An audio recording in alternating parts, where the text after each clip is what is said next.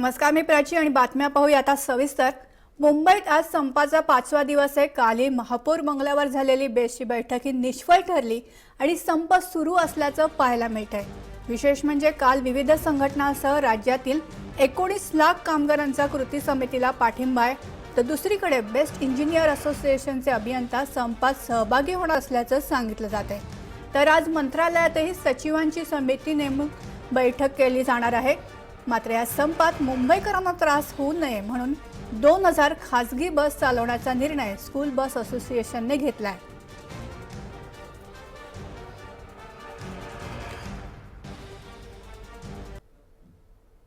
Best कर्मचाऱ्यांकडून संपाचं हत्यार उपसण्यात आल्याने गेल्या 4 दिवसांपासून बेस्टच्या बस मुंबईच्या रस्त्यावर धावल्या नाहीयेत, त्यामुळे मुंबईकरांना प्रचंड गैरसोयीला सामोरं जावं लागतंय। या पार्श्वभूमीवर आता मुंबईकरांच्या मदतीसाठी स्कूल बस संघटना पुढे आली आहे। या संघटनेने सुमारे 1000 स्कूल बस मुंबईकरांच्या सेवेसाठी रस्त्यावर उतरवण्याचा निर्णय घेतलाय आणि त्याचबरोबर आणखी 1000 खासगी बस सेवाही देण्यास तयार आहे। स्कूल बस मालक संघटनेचे अनिल गर्ग यांनी ही माहिती दिली।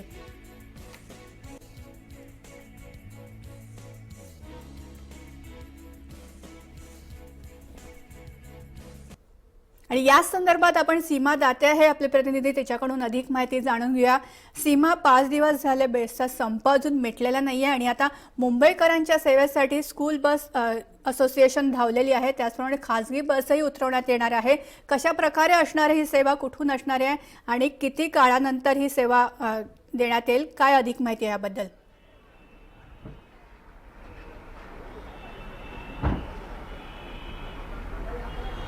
नक्कीच प्राची, आपण पाहतोय की आज 5व्या दिवशीही सलग आपल्याला हा बेस्ट बसचा संप जो आहे तो सुरू असल्याचं पाहायला मिळतंय। कालही बैठक जी होती ती बैठक निष्फळ ठरली आणि त्यानंतर 5व्या दिवशीही कर्मचारी जे आहेत ते आपल्या संपाच्या मतावरती ठाम आहेत आणि म्हणून आज दिवसभरातही एकही बस जी आहे ती आगारातून बाहेर निघालेली नाहीये। 5व्या दिवशी आपल्याला मुंबईतल्या रस्त्यावर बस ज्या आहेत त्या पाहायला मिळाल्या नाहीये, तर परिणामी 5 दिवस मुंबईकरांना याचा त्रास जो आहे तो सहन करावा लागतोय। विशेष म्हणजे उपनगरामध्ये आपण जर पाहिलं तर रिक्षा जे आहेत, रिक्षा स्टँड आहेत, टॅक्सी स्टँड आहेत, यावरती याचा अतिरिक्त भार जो आहे तो येतोय। त्याचबरोबर शहरातही आपण पाहतोय की CST असेल, दादर असेल, या मुख्य स्थानकांपासून इतर ठिकाणी जाण्यासाठी बसचा वापर जो आहे तो आतापर्यंत प्रवासी करत होता। मात्र 5 दिवसामध्ये आपण पाहतोय की प्रवासी जे आहेत ते सध्या टॅक्सी आणि रिक्षाचा वापर करतात, त्यामुळे मोठा ताण जो आहे तो रिक्षांवरती, टॅक्सीवरती पडलेला पाहायला मिळतोय।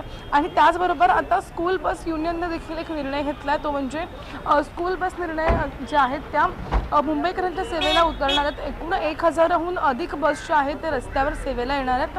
मग दादर असेल, वडाळा असेल, प्रतीक्षानगर असेल, अंधेरी असेल, बोरिवली स्टेशन असेल, या प्रमुख स्थानकांवरती ह्या बस ज्या आहेत त्या मुंबईकरांना सेवा देणार आहे। आणि विशेष म्हणजे या असोसिएशनच्या सांगण्यावरून अशी गोष्ट आहे की जे बेस्टचे दर आहेत त्याच दरांप्रमाणे हे मुंबईकरांना सेवा देणार आहे। अजूनही सकाळपासून ह्या बस ज्या आहेत त्या सुरू झाल्या नाही आहेत, पण जसजशी गर्दी होईल तसतशी ह्या बस ज्या आहेत त्या हळूहळू बाहेर निघतील आणि मुंबईकरांना सेवा देण्यासाठी तत्पर असतील। प्राची, मात्र दुसरीकडे सीमा, जसं सांगितलं तू की रिक्षा आणि टॅक्सीवर भार पडतो आहे, तर आपण बघतोय की काही ठिकाणी रिक्षा आणि टॅक्सीवालेही जास्तीचे दर आकारताना दिसतात। त्याचप्रमाणे स्टेशनवर देखील यासाठी गर्दी होताना दिसते। पोलीसही त्यांचं काम व्यवस्थित करतात असं दिसतंय का? एका ठिकाणी बघतो की रिक्षासाठी जास्त रांगा लागलेल्या आपण पाहायला मिळते अनेक स्टेशन्सवर, काय सांगशील त्याबद्दल?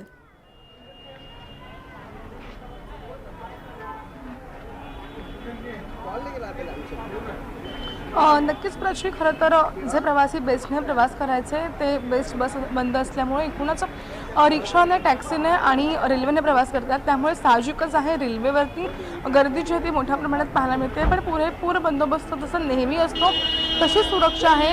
अतिरिक्त अशी सुरक्षा कोणतीही रेल्वे स्टेशनवरती वाढवलेली नाही आहे। पोलीस सुरक्षा आहे ती फक्त बेस्टचे आगार आहेत त्या बसच्या आगारांना दिलेली आहे, कारण त्या ठिकाणी कोणताही अनुचित प्रकार घडायला नको म्हणून सुरक्षा दिली आहे। पण बाकी इतर आपण जर पाहिलं तर रिक्षा स्टँडवरची गर्दी असेल किंवा टॅक्सी स्टँडवरची गर्दी असेल, पुरेपूर अशा पद्धतीनुसार ही गर्दी जी आहे ती त्या ठिकाणी असली तरी मात्र पद्धतशीरपणे प्रवासी या ठिकाणी येतात, प्रवासी रिक्षा असेल, टॅक्सी असेल त्यात बसतात आणि आपल्या इच्छित ठिकाणी जातात. त्यामुळे पोलीस बंदोबस्त असा अतिरिक्त किंवा जास्तीचा कुठे वाढवलेला आहे अशी माहिती आतापर्यंत नाही आहे. कारण जरी गर्दी असेल तरी व्यवस्थितपणे आणि पद्धतशीरपणे सगळ्या दैनंदिन गोष्टी ज्या आहेत तशा होतात आहे. पण सगळ्यात महत्त्वाचं हे आहे की 5 दिवस होऊनही आता यावर तोडगा निघत नाही आहे आणि मुंबईकर आता 5 दिवस अशाच पद्धतीनं जे खाजगी वाहनं असतील किंवा टॅक्सी असतील ह्याच वाहनांनी प्रवास करतात.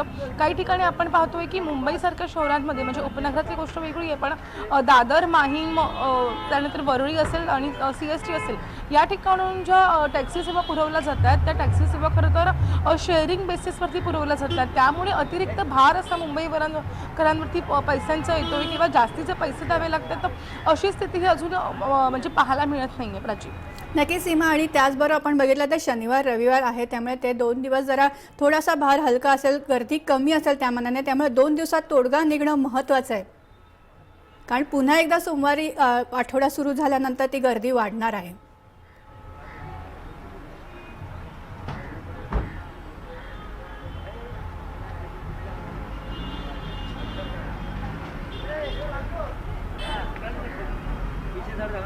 सीमा, माझा आवाज पोहोचतोय तुझ्यापर्यंत?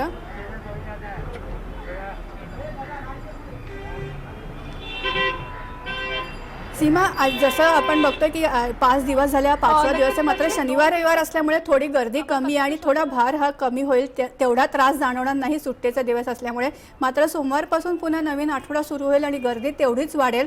तर आता 2 दिवसात तोडगा हा निघणं महत्त्वाचं ठरतंय. काय सांगशील याबद्दल?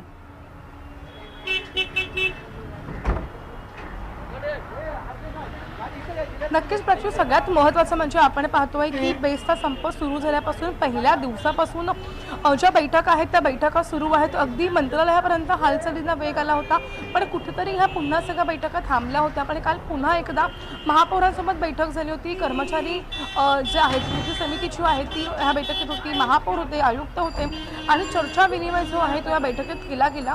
एकीकडे आपण पाहतोय की न्यायालयात देखील या संदर्भात याचिका केली होती आणि उच्च न्यायालयाकडून देखील असं स्पष्ट केलं गेलं की हा जो संप सुरू आहे या संपाच्या बाबत खरं तर मंत्रालयातून मुख्य सचिव जे आहेत त्यांनी आणि इतर सचिवांची समिती नेमण्यात यावी आणि त्या पद्धतीनं राज्य सरकारने ही समिती जी आहे ती नेमलेली आहे. या समितीमध्ये मुख्य सचिव आहेत, त्यानंतर परिवहन विभागाचे सचिव आणि नगरविकास खात्याचे सचिव जे आहेत हे असणार आहेत आणि या सचिवांकडून आज बैठक जी आहे ती घेतली जाणार आहे आणि या बैठकीमध्ये कृती समिती जी आहे तिला देखील बोलवलं जाईल आणि त्यानंतर या बैठकीमध्ये एकूणच जे प्रस्ताव आहेत, कृती समितीचे जे प्रस्ताव जे आहेत ते ठेवले जाणार आहे. विशेष म्हणजे अर्थसंकल्प विलिनीकरणाचा प्रस्ताव जो आहे तो खरं तर नगरविकास खात्याकडे येतो, त्यामुळे नगरविकास खात्याचे सचिव ठिकाणी असणार आहेत, परिवहन विभागाचे सचिव ठिकाणी असणार आहेत आणि मग यांच्या सगळ्यांमध्ये हा प्रस्ताव मांडल्यानंतर जे कर्मचारी आहेत त्यांची तडजोड, प्रशासनाची तडजोड, ह्या सगळ्या गोष्टी बघून खरं तर आज तोडगा निघण्याची शक्यता आहे. कारण अखेर आपण पाहतोय की उच्च न्यायालयाने आदेश दिल्यानंतर मंत्रालयातून असेल किंवा राज्य सरकारकडून आता हालचाली ज्या आहेत त्या सुरू झाल्या आहेत आणि त्यामुळे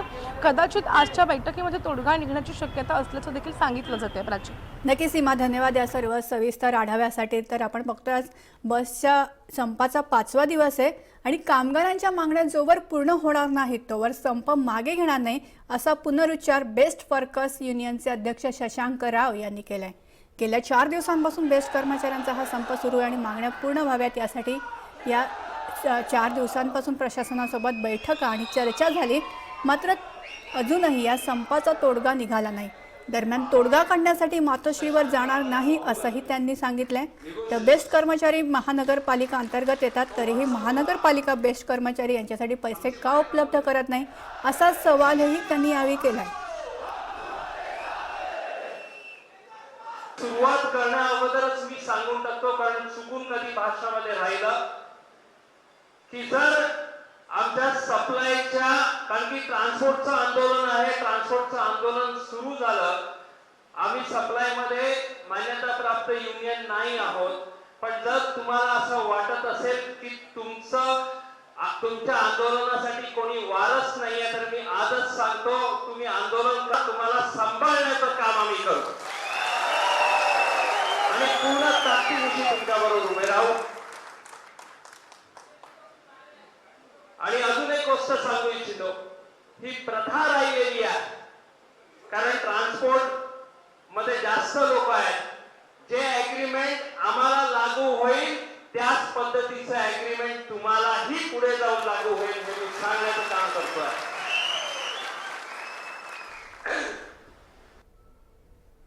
त्या बेस्ट संपाच्या चौथ्या दिवशी संपाच्या विरोधात मुंबई उच्च न्यायालयात सुनावणी झाली। या सुनावणीच्या वेळी मागण्यांवर तोडगा काढण्यासाठी 3 सदस्यीय समिती नेमण्यात आल्याची माहिती राज्य सरकारच्या वतीनं मुंबई हायकोर्टात दिली आहे। तर या समितीमध्ये मुख्य सचिव, परिवहन विभाग आणि नगरविकास खात्याचे सचिव या तिघांचा समावेश आहे।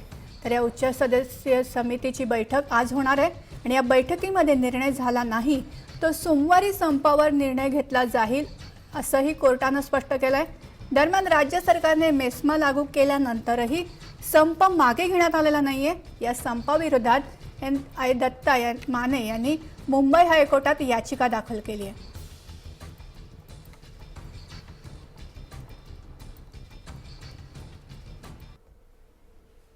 तर बेस्ट कर्मचाऱ्यांनी वेतनासंदर्भात केलेल्या मागण्या मान्य झाल्या तर वर्षाला 540 कोटी रुपयांचा बोजा बेस्टवर पडणार आहे।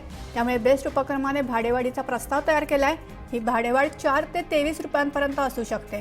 त्यामुळे तिकीट दरात ही वाढ होऊ शकते आणि हा निधी आणायचा कुठून असा प्रश्न उपस्थित झाला आहे।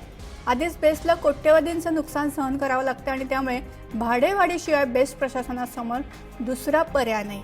म्हणूनच बेस्टने भाडेवाढीचा प्रस्तावही तयार केला आहे। तर आज उच्चस्तरीय समितीची बैठक होणार असून बैठकीत या भाडेवाढीवरही चर्चा होण्याची शक्यता आहे।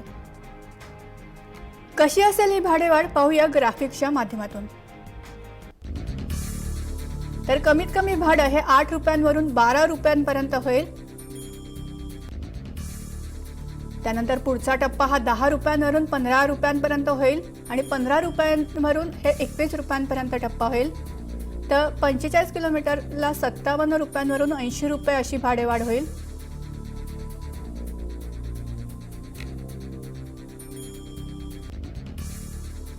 तर अशी ही भाडेवाढ असणार आहे आणि बेस्टच्या रोजच्या उत्पन्न आणि खर्चावर आपण एक ग्राफिक्सच्या माध्यमातून नजर टाकूया। तर बेस्टचं रोजचं उत्पन्न हे 3 कोटी आणि रोजचा खर्च हा 6 कोटी आहे। म्हणजे आमदनी 98 आणि खर्च रुपये अशी परिस्थिती आहे। त्यात रोजचा तोटा हा 3 कोटी आहे आणि त्यामुळे वार्षिक तोटा हा 1080 कोटी इतका आहे। तर एका बस मागे होणारा तोटा हा 10,000 आहे आणि एका बसचे दिवसाचं उत्पन्न हे 9,000 आहे। तर जाहिरातीचं उत्पन्न हे 100 ते 125 कोटी आहे। विद्युत विभागाकडून मिळणारं उत्पन्न हे 160 कोटी आहे आणि निव्वळ वार्षिक तोटा हा 750 कोटी इतका आहे।